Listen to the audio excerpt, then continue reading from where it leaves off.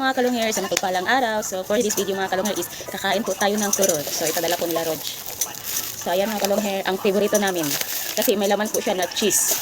So only 20 pesos siya mga kalungher. So binili niya is 5. Ito ay 100. Tingnan niyo mga kalungher. Napakalaki niya mga kalungher. Sulit yung ventre nyo. Tingnan niyo po. Ayan o. So doon pala to banda ila LB, Mars LB Masinas. So ito. Yan. So unang subo para sa inyo ha mga kalungher.